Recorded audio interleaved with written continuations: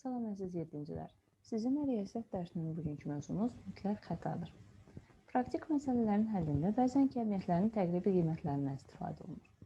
Ədədləri yuvarlaqlaşdırarkən, cihazla kəmiyyətləri ölçərkən təqribi qiymət anlayışı ilə artıq tanış olmuşsunuz. İndi kəmiyyətin təqribi və dəqiq qiymətləri arasında olan xətanı araşdıraq. Kəmiyyətin dəqiq qiyməti A olsun və bununla təqribi qiymət olan X-in fərqinin modulu təqribi qiymətin mütləq xətası adlanır. Yəni, dəqiq qiymət çıxılsın təqribi qiymətin modulu bərabərdir mütləq xətaya. Mütləq xəta bərabər dəqiq qiymət çıx təqribi qiymət. Mütləq xəta ölçmələr nəticəsində alınan təqribi qiymətin kəmiyyətin həqiqi qiymətindən nə qədər fərqləndiyini göstərir. Əgər A müsbət ədədi üçün A təqribi bərabər B olarsa, kəmiyyətin dəqiq qiyməti üçün A ilə B-nin fərqi və A ilə B-nin cəmi arasında yerləşir. İndi gəlin 5,19 ədədini %1,1 dəqiqliyi ilə yuvarlaqlaşdıraq və yuvarlaqlaşdırma zamanı yol verilən xətanı müəyyən edək. 5,19-u %1-lərə qədər yuvarlaqlaşdırdıqda 5,2 alınır. Yəni, mütləq xətanı hesablasaq, bu ədədlərin fərqinin modulu 0,1 edər. Ona görə də bu zaman ədəd 0,1 qədər artmışdır deyərik.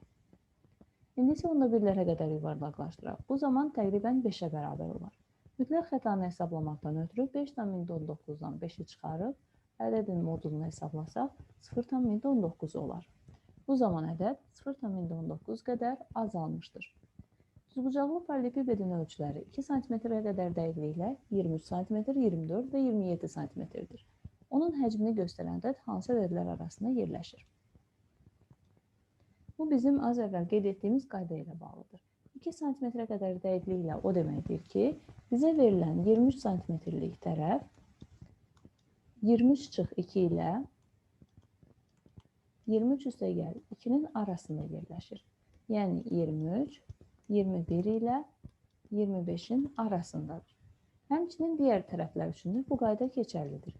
24 cm-lik tərəf 2 cm-ə qədər dəqiqliklə ölçüldüyü üçün 24/2 22, 24 üstəgəl 2 26 arasında yerləşir.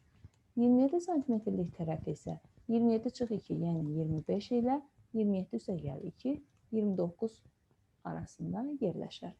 Bizdən bu paralelipipedin həcmi tələb olunduğu üçün əvvəlcə paralelipipedin həcm düsturunu xatırlamalıyıq. V bərabərdir A, B, C, yəni bütün ölçülərin hasilinə.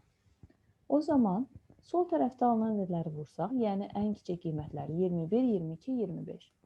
V1 bərabərdir 21, vurulsun 22, vurulsun 25. Bu da bərabərdir 11.550 kub santimetr. Daha sonra mümkün ən böyük qiymətlərin hasilini tapsaq, 25 vurulsun 26, vurulsun 29.